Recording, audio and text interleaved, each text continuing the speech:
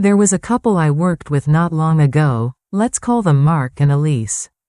They had been married for 12 years, raised 2 beautiful children together, and built a life that looked solid from the outside. But inside their home, and more painfully, inside their hearts, they were living parallel lives. Conversations became logistics. Intimacy was replaced by silence. Frustration simmered beneath daily routines. At one point, Elise looked at me and said, "It's like we're roommates with unresolved resentment." And Mark added, "I still love her, but I don't know how to talk to her anymore." If that sounds familiar, I want you to know, what you're feeling is not a sign that your marriage is broken beyond repair. It's a signal that something needs to change. And the good news is, it doesn't always take something dramatic. Sometimes, it takes just 10 minutes a day. Let me introduce you to the habit that changed everything for Mark and Elise, and for hundreds of other couples I've worked with. I call it the 10-minute check-in. It's deceptively simple. Every evening, after the kids are in bed or the workday is over, the couple sits down with no phones, no TV, no distractions, and they talk. Just 10 minutes. But here's the key. This is not about discussing bills, chores, or problems. This is emotional presence time. They take turns answering 3 simple prompts. What's one thing that went well for you today? What's one thing that was hard or stressful? And, how can I support you tomorrow?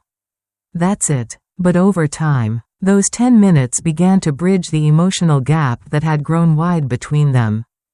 Why does this small habit make such a powerful difference? Because connection in marriage doesn't vanish in a single moment. It fades through 1,000 tiny neglects. And healing doesn't come from grand gestures, it begins with presence. With listening, with showing your spouse that they still matter to you. The 10-minute check-in works because it puts intentionality back into communication. It turns emotional connection into a daily practice rather than a passive hope. And unlike therapy sessions or expensive retreats, it costs nothing but your time and attention. Mark once told me that before they started this habit, he assumed Elise just didn't care anymore. But the truth was, she was overwhelmed, exhausted, and unsure how to reach out without triggering another argument. Elise admitted she used to interpret Mark's quietness as emotional withdrawal, when in fact, he didn't know how to express what he was feeling without making things worse. That's what happens when couples stop checking in. We start writing stories in our heads instead of hearing the real ones from our partner's heart. Let's talk about why this works from a psychological perspective.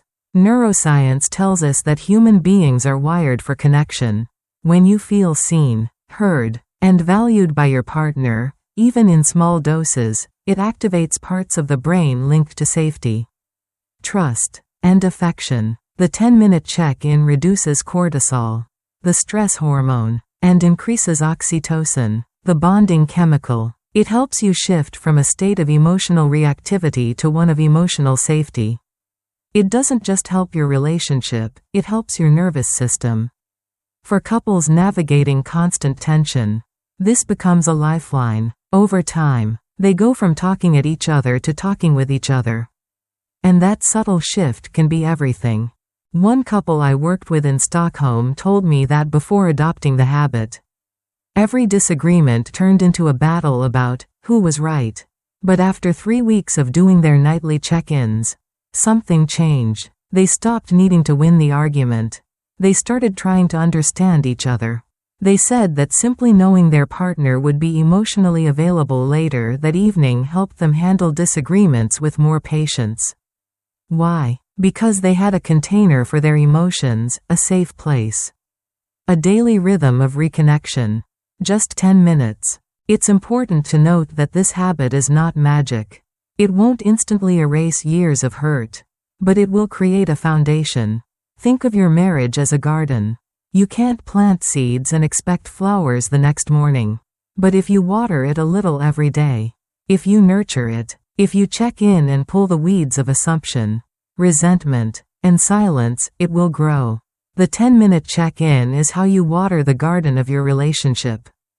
Now, maybe you're thinking, we're too busy. We don't even have 10 minutes.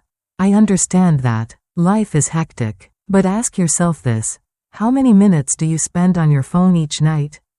On email? On Netflix? On scrolling through social media? If your relationship is truly important, it deserves a place in your calendar. You wouldn't skip brushing your teeth because the day was too packed. You make time for what matters. So start by committing to 10 minutes, even if it's imperfect. Even if you're tired, even if it feels awkward at first. Here's how you can begin tonight. Set aside 10 minutes after dinner or before bed. Sit somewhere quiet, face each other, set a timer if needed, and just ask the 3 questions. What went well today? What was hard? And, how can I support you tomorrow? Listen without interrupting. Don't jump in to fix. Don't argue. Just listen. And then switch roles. That's it. And if you can, add one final question. What's one thing you love about me today?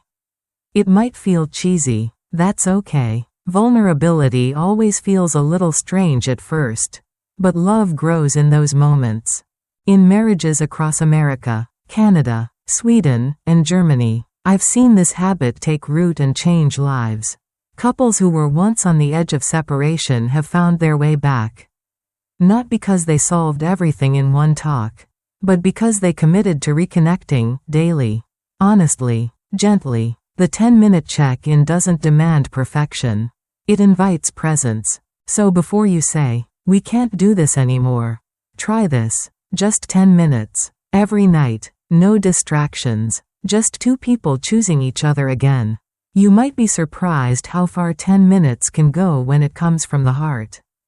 Because sometimes, the difference between falling apart and finding your way back is simply this: a quiet moment, a listening ear, and the daily decision to say, I still care. I'm still here. And that changes everything. Thank you so much for watching. If you enjoyed this video, don't forget to like and subscribe to the channel so we can keep exploring the secrets to lasting happiness in marriage together. See you soon in the next video.